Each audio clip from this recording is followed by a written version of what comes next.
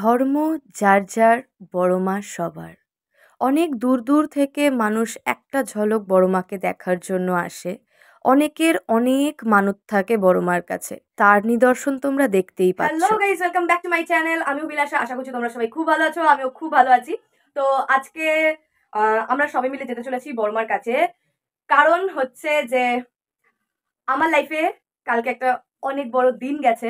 অবশ্যই অবশ্যই অবশ্যই তোমাদের আমার কিছু ক্লোজ ফ্রেন্ডের যেরকম সাপোর্ট ছিলই, বাট আমি মনে করি যে আমার মায়ের আমার আমার যা যা হয়েছে আমার লাইফে আজ অবধি, আমি যা যা অ্যাচিভ করেছি, আমার মায়ের হাত সব থেকে বড়।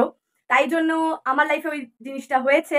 আর আমি মায়ের সঙ্গে দেখা করব না তা অবশ্যই হয় না। তো অবশ্যই আমার তোমার সবার মায়ের সঙ্গে দেখা করতে যাচ্ছি আমি আমার মাকে নিয়ে। এই প্রথমবার আমার মা যাবে তোমার বড়মার কাছে। পুরো ভিডিওটা অনেক ইন্টারেস্টিং হবে। আমি কিভাবে যাচ্ছি, কে কে যাচ্ছে আমার সঙ্গে, সব তোমাদের সঙ্গে এই ভিডিওতে শেয়ার করব। তাই জন্য স্কিপ না করে দেখতে থাকো আর সঙ্গে থাকো। বড়মার কাছে তো যাবো বললামই, কিছু কিছু কাজ আছে সেগুলো আগে মিটিয়ে আবার এসে রেডি ফেডি হয়ে তারপর বেরোবো।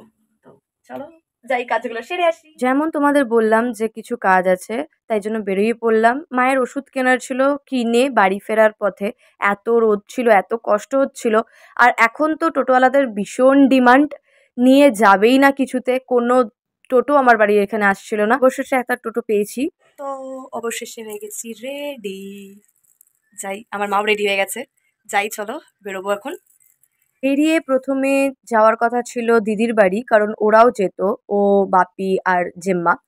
গিয়ে দেখি বাপি রেডি হয়নি, আর আমার বড় বড় কানেরগুলো ধরে ও টানাটানি করছিল। ওকে রেডি করা জাস্ট মুখের কথা নয়, মানে ভীষণ দুরন্ত ওকে রেডি করা, মানে ওল হয়ে যাওয়ার মতন। তোমরা দেখো, বুঝতে পারবে। রেডি হয়ে গেছে, কেমন লাগতেছে? আরে আমাকেই দিচ্ছে না।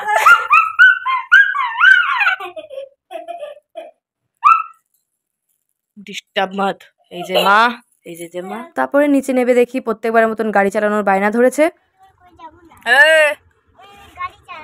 এই, তোর এখনো লাইসেন্স হয়নি, তোর এখনো লাইসেন্স হয়নি রে। ধরে নেবে পুলিশে, তো আমি গাড়ি চালানো শেখাবো, চিন্তা নেই। তুমি বড় হও, আগে মনি আর মা শিখে নি। তোর হবে না, দেখলেই কেমন জেম্মা আমাদের ইনসাল্ট করে দিল অন ক্যামেরা। যাই হোক, সবাই মিলে বেরিয়ে তো পড়েছি। আকাশে মেঘ দেখতে দেখতে আমার যে কি ভালো লাগে বিশ্বাস করো।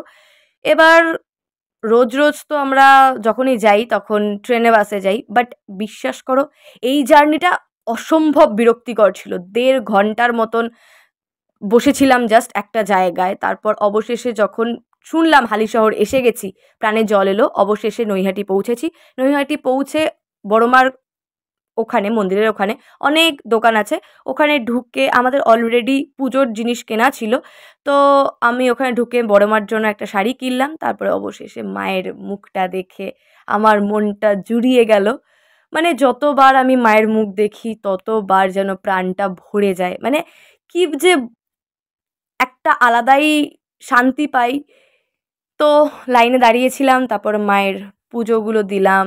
তারপর মায়ের যে মালাটা ছিল, তারপরে শাড়ি ছিল, সেটা দিলাম। তারপর সিলভার প্লে বাটনটা মায়ের কাছে দেখানোর কথা ছিল, বারবার দেখানো হচ্ছিল না, কিন্তু কিছুতেই মায়ের পায়ে ছুঁয়ে দিচ্ছিল না। তারপর অবশেষে আমাকে একটা ফল আর ফুল দেয় মায়ের আশীর্বাদী। তারপর তোমাদের তো বললামই মা প্রথমবার গেছে, তাই জন্য মাকে ওখানকার একটু গঙ্গাটাও দেখিয়ে নিলাম। ওই সাইডটা একটু ঘোরাচ্ছিলাম মাকে। তো রাস্তায় অনেক মায়ের ফটো বিক্রি হচ্ছিল, ওখান থেকে 2খানা ফটো কিনলাম আমি আর দিদির জন্য। তারপর দিদি কিনে রেখেছিল নিরামিষ আলু কাবলি।